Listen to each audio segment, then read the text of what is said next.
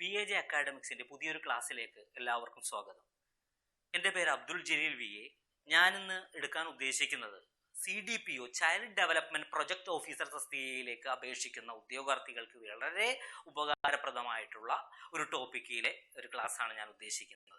അതായത് domestic violence എന്ന് പറയുന്ന ടോപ്പിക്ക് CDPO എക്സാമിന് വളരെ പ്രധാനപ്പെട്ട ഒരു ടോപ്പിക്കാണ്. CDPO എക്സാമിന് അപ്പോൾ ഡൊമസ്റ്റിക് വയലൻസ് ആക്ട് അത് ഡൊമസ്റ്റിക് വയലൻസിന്റെ ഡെഫിനിഷൻ പറയുന്നത് തന്നെ ഡൊമസ്റ്റിക് വയലൻസ് ആക്ടിലൂടെയാണ്. അതിനുവേണ്ടി പ്രത്യേക ഒരു ആക്ട് തന്നെയുണ്ട്. ആ ആക്ടിന്റെ മുഴുവൻ പേര് the protection of women from the domestic violence act 2005. Protection of women from domestic violence act 2005. ഈ ആക്ട് നിലവിൽ വന്നത് 13/9/2005. ഈ ആക്ടില് ടോട്ടൽ 37 സെക്ഷൻസ് ആണുള്ളത്. 37 സെക്ഷൻസ് ആണ് ഈ ആക്ടിലുള്ള പ്രൊട്ടക്ഷൻ ഓഫ്. അപ്പൊ ഈ ആക്ട് അതിന്റെ ആ ഇൻട്രൊഡക്ഷൻ തന്നെ പറയുന്നത് the effective protection of a woman, effective protection of the right of the women guaranteed under the Constitution of India who are the victims of any kind of violence occurred within the family and any incident thereto or connected therewith എന്ന് പറഞ്ഞാണ് തുടങ്ങുന്നത്. അപ്പൊ any effective protection of വിമന്റെ effective protection of the right of the women guaranteed under the constitution of India. നമ്മുടെ Indian കോൺസ്റ്റിറ്റ്യൂഷനിൽ women protection guarantee ചെയ്തിരിക്കുന്ന women പ്രൊട്ടക്ഷന്റെ effective പ്രൊട്ടക്ഷന് വേണ്ടിയിട്ടാണ് ഈ ആക്ട് വന്നിരിക്കുന്നത്. 2005 വന്ന ആക്ടാണ് 13/9/2005. ഇതിന് ഏതൊരു ആക്ടിലും നമുക്ക് നിർവചനങ്ങൾ സെക്ഷൻസ് നിരവധി സെക്ഷൻസ് ഉണ്ടാവും. അതിലെ പ്രിലിമിനറി ആയിട്ട് ആദ്യം തന്നെ പറയുന്നത് അതിന്റെ എല്ലാം നിർവചനങ്ങൾ അതായിരിക്കും പ്രിലിമിനറി സെക്ഷൻസിൽ വരുന്നത്. ഇതിലും അതെ നിർവചനങ്ങൾ. ആ നിർവചനങ്ങൾ ഒരു PSC കോമ്പറ്റേറ്റീവ് എക്സാമിനേഷൻ സംബന്ധിച്ചിടത്തോളം ഈ നിർവചനങ്ങൾ വളരെ പ്രധാനപ്പെട്ടതാണ്.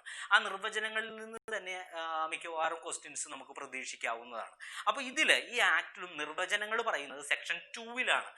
ഡെഫിനിഷൻസ് സെക്ഷൻ 2 ഡെഫിനിഷൻസ് ആണ് പറയുന്നത്. ഡെഫിനിഷൻസ് ആ നിർവചനങ്ങൾ വരുന്നത് ഡെഫിനിഷൻസ് പറയുന്നത് 2 small a to 2 small t ഇത്രയും സെക്ഷൻസിലാണ് നിർവചനങ്ങൾ അതിന്റെ ഓരോരോ ടേമിനെ കുറിച്ച് പറയുന്നത്. അതിൽ ഫസ്റ്റ് നിർവചനം 2A is an aggrieved person. First എത്തത് aggrieved person സെക്ഷൻ 2A. അപ്പൊ എന്താണ് എഗ്രീവ്ഡ് പേഴ്സൺ? ആരാണ് ഈ എഗ്രീവ്ഡ് പേഴ്സൺ എന്ന് നമുക്ക് നോക്കാം. അപ്പൊ സെക്ഷൻ 2A ഞാൻ വായിക്കാം. സെക്ഷൻ 2A പറയുന്നത് എന്താന്ന് വെച്ചാൽ means any women who is or has been in a domestic relationship with the respondent and who alleged to have been subjected to any act of domestic violence by the respondent. അപ്പൊ ഇതിൽ കുറെ ടേംസുകൾ പറയുന്നുണ്ട്. അപ്പൊ ഒന്നുകൂടി പറയാം, എന്നിട്ട് ആ terms ഞാൻ എഴുതാം. Agreed person means any women. അപ്പൊ ഇതിൽ വരുന്നത് ആരാണ്? ആരാ വരുന്നത്? Any women. ഏത് വിമനും ഇതിൽ വരും. ഇനി ആ വിമന്റെ പ്രത്യേകത എന്താണ്? Who is or has been in a domestic relationship with the respondent. അവർക്ക് ഒരു പ്രത്യേകത ഉണ്ട്. എന്താണ്? ഡൊമസ്റ്റിക് റിലേഷൻഷിപ്പ് വേണം. Domestic relationship with whom? with the റെസ്പോണ്ടന്റുമായിട്ട് ഒരു ഡൊമസ്റ്റിക് റിലേഷൻഷിപ്പ് വേണം. ആൻഡ് ഹു അലജസ് അവർ ആരോപിക്കണം. ഹു അലജസ് എന്താണ് ആരോപിക്കേണ്ടത്? Has been subjected to any kind of domestic violence by the respondent. ആ റെസ്പോണ്ടന്റിൽ നിന്ന് അവർക്ക് എന്ത് കിട്ടിയിരിക്കണം? She is subjected to domestic violence by whom? by the respondent. Domestic violence by the respondent. അപ്പൊ ഇത്രയും കാര്യങ്ങളാണ് എഗ്രീഡ് പേഴ്സന്റെ ഇതിൽ വരുന്നത്. എന്താണ് എഗ്രീഡ് പേഴ്സൺ? എഗ്രീഡ് പേഴ്സൺ എന്ന് പറഞ്ഞാൽ എനി വിമൻ ആണ്. ഏതൊരു വിമനും എഗ്രീഡ് പേഴ്സൺ ആണ്. എങ്ങനെയുള്ള വിമൻ ആണ്? who is or has been domestic relationship with റെസ്പോണ്ടന്റുമായിട്ട് അവർക്ക് ഒരു ഡൊമസ്റ്റിക് റിലേഷൻഷിപ്പ് വേണം. അതേപോലെ തന്നെ domestic violence by the respondent, domestic violence ആര് എക്സേർട്ട് ചെയ്തിരിക്കണം? നമ്മളുടെ റെസ്പോണ്ടന്റ് അവരൊരു ഡൊമസ്റ്റിക് വയലൻസ് അവരോട് കാണിച്ചിരിക്കണം. അങ്ങനെയുള്ളവരാണ് എന്ത് എഗ്രീഡ് പേഴ്സൺ എന്ന് പറയുന്നത്. Aggrieved person means any women ആണ് or who is having domestic relationship with respondent and who alleged to have been subjected to any act of domestic violence by the respondent. അപ്പോൾ കുറേ terms നമ്മൾ പഠിച്ചു. Domestic relationship, respondent, അതുപോലെ domestic violence. ഈ ടേമുകൾ അറിഞ്ഞാൽ മാത്രമേ agreed person എന്താണെന്നുള്ള correct definition. വെറുതെ നമ്മൾ തത്തമ്മ പൂച്ച എന്ന് പറഞ്ഞ് പഠിച്ചിട്ട് കാര്യമില്ല. നമ്മൾ ആ ഡെഫിനിഷൻസിൽ പറയുന്നത് എന്താണെന്നുള്ളത് മനസ്സിലാക്കി പഠിച്ചാലേ നമുക്ക് ഓർമ്മയിൽ നിൽക്കുകയുള്ളൂ. ഇത് ഇന്റർവ്യൂ ബേസിൽ നമുക്ക് ഉപകാരപ്പെടണം. കാരണം ഇത് ഇന്റർവ്യൂ ബേസിൽ പല ക്വസ്റ്റ്യൻസും കാണാറുണ്ട് ഈ ഡൊമസ്റ്റിക് വയലൻസ് ആക്ടിനെ കുറിച്ചുള്ള സെക്ഷനുകളെ സംബന്ധിച്ച്. അപ്പൊ നമുക്ക് നോക്കാം, ഓരോന്ന് നോക്കാം. എന്താണ് ഈ ഡൊമസ്റ്റിക് റിലേഷൻഷിപ്പ് എന്നുള്ളത് ഫസ്റ്റ് നോക്കാം. എന്താണ് ഡൊമസ്റ്റിക് റിലേഷൻഷിപ്പ്? ഇതും നിർവചനങ്ങളിൽ പറയുന്നുണ്ട്. നിർവചനങ്ങളിൽ 2F എന്ത് പറയുന്നത്? 2F domestic relationship. അപ്പൊ വിമൻ റെസ്പോണ്ടന്റുമായിട്ട് ഡൊമസ്റ്റിക്, വെറുതെ ഒരു വിമൻ ആർക്കെങ്കിലും എതിരെ ഒരു കംപ്ലൈന്റ് കൊടുക്കാൻ പറ്റില്ല. ഡൊമസ്റ്റിക് റിലേഷൻഷിപ്പ് വിത്ത് റെസ്പോണ്ടുമായിട്ട് ഡൊമസ്റ്റിക്. അപ്പൊ ആ ഡൊമസ്റ്റിക് റിലേഷൻഷിപ്പ് എന്താണെന്ന് അറിഞ്ഞാൽ മാത്രമേ ഉള്ളൂ നമുക്ക് ബാക്കിയുള്ള കാര്യങ്ങൾ മനസ്സിലാവുള്ളൂ. എന്താ ഡൊമസ്റ്റിക് റിലേഷൻഷിപ്പ് മീൻസ്? അത് കേൾക്കുമ്പോൾ തന്നെ അറിയാം, ഒരു റിലേഷൻഷിപ്പാണ്. എങ്ങനെയുള്ള റിലേഷൻഷിപ്പാണ്? ഈ റിലേഷൻഷിപ്പ് ബിറ്റ്വീൻ ടു പേഴ്സൺസ്, രണ്ട് വ്യക്തികൾ തമ്മിലുള്ള റിലേഷൻഷിപ്പാണ്. ആ വ്യക്തികൾ ഇനി എങ്ങനെയുള്ളവരാണ്? who live or have at any point of time lived together in a shared household when they are related by consanguinity, marriage, or through a relationship in the nature of marriage, adoption, or are family members living together as a joint family. ഇത്രയും terms ഉണ്ട്. അപ്പോൾ ഒന്നുകൂടി പറയാം, എന്താണ് domestic relationship എന്ന് പറഞ്ഞു കഴിഞ്ഞാൽ is a relationship between two persons, രണ്ട് വ്യക്തികൾ തമ്മിലുള്ള റിലേഷൻഷിപ്പാണ്. ആ വ്യക്തികൾ എങ്ങനെയുള്ളവരായിരിക്കണം?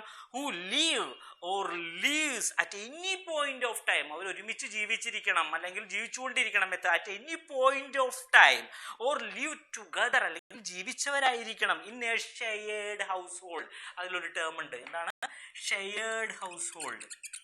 Shared household. അപ്പൊ വെറുതെ ജീവിച്ചിട്ട് കാര്യമില്ല, അവർ ഷെയർ ചെയ്തിരിക്കുന്ന ഒരു ഹൗസ് ഹോൾഡിൽ ജീവിച്ചിരിക്കണം. Household when they are. ഇനി അവരെങ്ങനെയാണ് റിലേറ്റ് ചെയ്തിരിക്കുന്നത്? വെറുതെ തോന്നിയ ആളുകൾ ഇതിൽ വരില്ല. They are related. അവർ തമ്മിലൊരു ബന്ധം വേണം. എന്താണ്, എങ്ങനെയാണ് അവർ ബന്ധപ്പെട്ടിരിക്കുന്നത്? When they are related. 4 കാര്യങ്ങളാണ് പറയുന്നത്. 1 കൺസാങ്ക്വിനിറ്റി. എന്താണ്? രക്തബന്ധം കൊണ്ടോ ഓർ മാരേജ് കൊണ്ടോ. 3 adoption. Or 4 family member in a joint family. അപ്പൊ ജോയിന്റ് ഫാമിലി എന്ന് നമുക്ക് കൊടുക്കാം. അപ്പൊ 4 കാര്യങ്ങളാണ് പറയുന്നത്. അവർ തമ്മിൽ എങ്ങനെയാണ് റിലേറ്റ് ചെയ്തിരിക്കുന്നത്? they are related by consanguinity. അതാണ് നമ്മൾ ആദ്യം പറഞ്ഞത്. ഓർ മാരേജ്, അവർ വിവാഹം മുഖേന അവർ റിലേറ്റ് ചെയ്തിരിക്കാം. അല്ലെങ്കിൽ or through A relationship in the nature of the marriage പോലുള്ള ഏതെങ്കിലും ഒരു റിലേഷൻഷിപ്പ്. ഓർ അഡോപ്ഷൻ, അല്ലെങ്കിൽ ദത്തെടുത്തിട്ട് നമ്മൾ വളർത്തൂലേ, അതേപോലെ ഒരു ബന്ധം ഉണ്ടാകുക. Or are family members living together as a joint family. അതായത് ഒരു ജോയിന്റ് ഫാമിലിയിൽ ഫാമിലി മെമ്പേഴ്സ് ആയിട്ട്, അതായത് ആ കൂട്ടുകുടുംബ വ്യവസ്ഥയിൽ. ഇപ്പൊ ഇവിടങ്ങൾ ഈ നമ്മളുടെ സിറ്റികളിലൊന്നും ഇല്ല. ഇപ്പൊ മലബാർ ഏരിയകളിൽ ഈ ജോയിന്റ് ഫാമിലി സിസ്റ്റംസ് ഉണ്ടെങ്കിലേ ഉള്ളൂ. അപ്പൊ അങ്ങനെയുള്ള ജോയിന്റ് ഫാമിലിയിൽ ജീവിച്ചിരിക്കുന്നവര്. അപ്പൊ അങ്ങനെ 4 കാര്യങ്ങളാണ് പറഞ്ഞത്: consanguinity, marriage, adoption, member of a joint ഫാമിലിയിലുള്ള ഫാമിലി മെമ്പേഴ്സ് ആയിട്ട് ജീവിച്ചിരിക്കുക. അങ്ങനെയാണ് അവർക്ക് ആ ഡൊമസ്റ്റിക് റിലേഷൻഷിപ്പ് വരുന്നത്. അപ്പൊ ഒന്നുകൂടി ഞാൻ പറയുമ്പോഴത്തേക്ക് അത് വളരെ ക്ലിയർ ആവും. ഡൊമസ്റ്റിക് റിലേഷൻഷിപ്പ് മീൻസ് കേൾക്കുമ്പോൾ തന്നെ അറിയാം, ഒരു റിലേഷൻഷിപ്പാണ്. ഇനി നമ്മൾ ചിന്തിക്കുക, ആരൊക്കെ തമ്മിലുള്ളതാണ്? ബിറ്റ്വീൻ 2 പേഴ്സൺസ്, 2 വ്യക്തികൾ തമ്മിലുള്ള റിലേഷൻഷിപ്പാണ്. ഇനി അവർ തമ്മിൽ എങ്ങനെ ബന്ധപ്പെട്ടിരിക്കുന്നു എന്നുള്ളതാണ്. അവർ who live or have at any point of time live together in a shared household. അവർ ജീവിച്ചിരിക്കുക അല്ലെങ്കിൽ മുമ്പ് ജീവിച്ചിട്ടുണ്ട് ഇങ്ങനെ ഒരു ഷെയർഡ് ഹൗസ് ഹോൾഡിൽ. അതാണ് ആദ്യം എഴുതിയ ടേം. ഹൗസ് ഹോൾഡ് ഷെയർ ചെയ്തിട്ട് അവർ ജീവിച്ചിരിക്കണം. ഇനി റിലേഷൻഷിപ്പ് അവരുടെ റിലേഷൻഷിപ്പ് എങ്ങനെയാണ്? By consanguinity, marriage or through relationship in the nature of marriage, adoption of family members living together as a joint family എന്നാ പറയുന്നത്. അതായത് ഒരു ഡൊമസ്റ്റിക് റിലേഷൻഷിപ്പ് ആകണമെങ്കിൽ രണ്ട് വ്യക്തികൾ തമ്മിലുള്ള റിലേഷൻഷിപ്പാണ്. അവർ തമ്മിൽ രക്തബന്ധം മുഖാന്തരമോ മാരേജ് മുഖാന്തരമോ അല്ലെങ്കിൽ മാരേജ് പോലുള്ള വേറെ ഏതെങ്കിലും ഒരു ബന്ധം മുഖാന്തരമോ അതല്ലെങ്കിൽ അഡോപ്ഷൻ മുഖാന്തരമോ അതല്ലെങ്കിൽ ജോയിന്റ് ഫാമിലിയിലെ ഫാമിലി മെമ്പർ ആയിട്ടോ അവർ തമ്മിലൊരു റിലേഷൻ ഉണ്ടായിട്ട് അവരെന്ത് ചെയ്യണം? ഒരു ഷെയർഡ് ഹൗസ് ഹോൾഡ്, ഒരു ഹൗസ് ഹോൾഡ് അവർ ഷെയർ ചെയ്തിരിക്കണം. അങ്ങനെ വരുമ്പോൾ അവർ തമ്മിൽ എന്ത് റിലേഷൻഷിപ്പ് ഉണ്ടാവും? ഒരു ഡൊമസ്റ്റിക് റിലേഷൻഷിപ്പ് ഉണ്ടാവും. അവർ തമ്മിൽ ഡൊമസ്റ്റിക് റിലേഷൻ, ഇതാണ് ഡൊമസ്റ്റിക് റിലേഷൻഷിപ്പ് എന്ന് പറയുന്നത്. അത് ഏതാ സെക്ഷൻ പറയുന്നത്? ഡൊമസ്റ്റിക് റിലേഷൻഷിപ്പ് പറയുന്നത് 2F ഡൊമസ്റ്റിക് റിലേഷൻഷിപ്പ് പറയുന്നത്. അപ്പോൾ 2F ഡൊമസ്റ്റിക് റിലേഷൻഷിപ്പ് പറഞ്ഞു. 2A നമ്മൾ എന്ത് പറഞ്ഞു? Agreed person. എന്നെ വീണ്ടും എഗ്രീഡ് പേഴ്സണിലേക്ക് വരാം. എഗ്രീഡ് പേഴ്സണിൽ എന്താ പറഞ്ഞത്? എനി വിമൻ, ഏത് വിമനും എഗ്രീഡ് പേഴ്സൺ ആവാം. എങ്ങനെയുള്ള വിമൻ ആയിരിക്കണം? Who has been a domestic relationship, നമ്മളിപ്പോൾ പഠിച്ചു. അങ്ങനെ domestic relationship with whom? With the respondent. റെസ്പോണ്ടന്റുമായിട്ടൊരു ഡൊമസ്റ്റിക് റിലേഷൻഷിപ്പ് വേണം. പിന്നെ ആ റെസ്പോണ്ടന്റ് ഈ subject, this aggrieved person is subjected by the domestic violence exerted by the respondent. ഈ റെസ്പോണ്ടന്റ് അവർക്ക് എന്ത് ചെയ്തിരിക്കണം? അവർക്കൊരു ഡൊമസ്റ്റിക് വയലൻസ് അവരോട് കാണിച്ചിരിക്കണം. അങ്ങനെ അപ്പൊ നമ്മൾക്ക് ഇനി അടുത്തൊരു ടേം ഉണ്ട്. അപ്പൊ ഈ ഇത്രയും കാര്യങ്ങളാണ് ഈ ഡൊമസ്റ്റിക് ഇതിൽ വരുന്നത്, ഡൊമസ്റ്റിക് റിലേഷൻഷിപ്പിൽ വരുന്നത്. അപ്പൊ ഇതിൽ ശരിക്കും പറഞ്ഞാൽ നിങ്ങൾക്ക് ഇപ്പോൾ ഒരു കാര്യം മനസ്സിലായി. നമ്മൾ ഈ ആക്ട് പഠിക്കുമ്പോഴുള്ള പ്രത്യേകത എന്ന് പറഞ്ഞു കഴിഞ്ഞിട്ടുണ്ടെങ്കിൽ അതെല്ലാം പരസ്പരം ലിങ്ക് ചെയ്ത് ഓവർലാപ്പ് ചെയ്താണ് വരുന്നത്. അപ്പോൾ വെറുതെ നമ്മൾ എന്തെങ്കിലും ഓടി വന്ന് പഠിച്ചിട്ട് കാര്യമില്ല. ആക്ട് പഠിക്കുമ്പോൾ എപ്പോഴും നമ്മൾ മനസ്സിലാക്കി ഓരോരോ പോയിന്റുകൾ പഠിച്ചാലേ നമ്മുടെ മനസ്സിൽ നിൽക്കുകയുള്ളൂ. അങ്ങനെയാണെങ്കിൽ നമുക്കതൊരു ഉപകാരപ്രദമാകുള്ളൂ. ഇപ്പൊ തന്നെ എഗ്രീഡ് പേഴ്സൺ പറഞ്ഞപ്പോൾ ഇത്രയും കാര്യങ്ങൾ, ഇതിൽ റെസ്പോണ്ടന്റ് എന്താണെന്ന് പറഞ്ഞാൽ ഇനിയും കുറച്ചുകൂടി വ്യക്തമായിട്ട് നമുക്കിത് മനസ്സിലാകുള്ളൂ. മനസ്സിലായി? ഇപ്പൊ നമ്മൾ ഡൊമസ്റ്റിക് റിലേഷൻഷിപ്പ് ആണ് നോക്കിയത്. ആ ഡൊമസ്റ്റിക് റിലേഷൻഷിപ്പ് ആവണമെങ്കിൽ അതിലൊരു ഷെയർഡ് ഹൗസ് ഹോൾഡ് വേണം എന്ന് പറഞ്ഞാൽ അതിനെക്കുറിച്ച് നമ്മൾ പഠിച്ചിട്ടില്ല. ഷെയർഡ് ഹൗസ് ഹോൾഡിനെ കുറിച്ച് നമ്മൾ പഠിക്കണം എന്നുണ്ടെങ്കിൽ ഷെയർഡ് ഹൗസ് ഹോൾഡ് അടുത്ത 2T എന്ന് പറയുന്ന സെക്ഷൻ 2Tയിൽ അതിന്റെ നിർവചനം. അപ്പൊ നിർവചനത്തിൽ നമ്മൾ ഇതിന്റെ കാര്യങ്ങളെല്ലാം പറയുന്നുണ്ട്. അപ്പോൾ ഇനി നമ്മൾക്ക് ഇതിൽ പറയുന്നതിൽ നമുക്ക് അടുത്ത് റെസ്പോണ്ടന്റ് എന്താണെന്ന് നോക്കാം. അപ്പോൾ നമുക്ക് കുറച്ചുകൂടി നമ്മളുടെ ഈ ഡെഫിനിഷൻ, എഗ്രീഡ് പേഴ്സൺ എന്നുള്ള ഡെഫിനിഷൻ കുറച്ചുകൂടി നമുക്ക് വ്യക്തമായിട്ട് അത് പറയുന്നത് 2Qയിലാണ്. 2Q റെസ്പോണ്ടന്റ് ആണ്. റെസ്പോണ്ടന്റ് ആരാണ്? റെസ്പോണ്ടന്റ് എന്ന് പറഞ്ഞാൽ means any adult male person. Aggrieved person women ആണ്, പക്ഷെ റെസ്പോണ്ടന്റ് ആരാണ്? അഡൾട്ട് ആയിട്ടുള്ള ഒരു മെയിൽ പേഴ്സൺ. അപ്പൊ അത് വ്യക്തമായിട്ട് ഓർത്തിരിക്കണം. റെസ്പോണ്ടന്റ് ആരായിരിക്കണം? Adult male person. Adult male person ആയിരിക്കണം. എങ്ങനെയുള്ള അഡൾട്ട് മെയിൽ പേഴ്സൺ ആണെന്നുള്ളതാണ് പിന്നെ പറയുന്നത്. Who or has been in a domestic relationship with aggrieved person. നേരെ തിരിച്ച് ആദ്യം പറഞ്ഞത് aggrieved person has domestic relationship with respondent എന്ന് പറഞ്ഞു. ഇനി റെസ്പോണ്ടന്റ് എന്ന് പറഞ്ഞാൽ ആരാണ്? ഒരു അഡൾട്ട് മെയിൽ പേഴ്സൺ ആണ്. Who is or has been domestic relationship. ഇപ്പൊ നമ്മൾ പഠിച്ച domestic relationship with whom? With aggrieved person. Aggrieved പേഴ്സണുമായിട്ട് അയാൾക്ക് ഒരു ഡൊമസ്റ്റിക് റിലേഷൻഷിപ്പ് ഉണ്ടായിരിക്കണം. And against whom the aggrieved person has sought any relief under this act provided that and against whom the aggrieved person has sought any relief under this act. ഈ act പ്രകാരം aggrieved person ഇയാൾക്കെതിരെ ഒരു relief ആവശ്യപ്പെട്ടുകൊണ്ട് ഏതെങ്കിലും അതോറിറ്റിനെ, ഏതെങ്കിലും ഒരു ഫോറത്തിനെ സമീപിച്ചിരിക്കണം. അതാണ് respondent.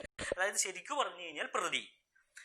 Agreed person എന്ന് പറഞ്ഞാൽ വാദി. എഗ്രീഡ് പേഴ്സൺ എന്ന് പറഞ്ഞാൽ വാദിയാണ്. വാദി ആർക്കെതിരെ? പ്രതിക്കെതിരെ. പ്രതി ആരാണ് ഇതിനകത്ത്? റെസ്പോണ്ടന്റ്. അപ്പൊ ഒന്നുകൂടി പറയാം, എന്താണ് റെസ്പോണ്ടന്റ് എന്ന് പറഞ്ഞാൽ? റെസ്പോണ്ടന്റ് 2Qയിലാണ് ഡെഫിനിഷനിൽ പറയുന്നത്. Means any adult male person. Adult male person ആണ്. Who is or has been domestic, നേരത്തെ പറഞ്ഞ പോലെ ഡൊമസ്റ്റിക് റിലേഷൻഷിപ്പ് വേണം. ആരുമായിട്ട് വേണം? റെസ്പോണ്ടന്റിന് എഗ്രീഡ് പേഴ്സണും ആയിട്ട് വേണം. അതുപോലെ എഗ്രീഡ് പേഴ്സണ് റെസ്പോണ്ടന്റുമായിട്ടൊരു ഡൊമസ്റ്റിക് റിലേഷൻഷിപ്പ് വേണം.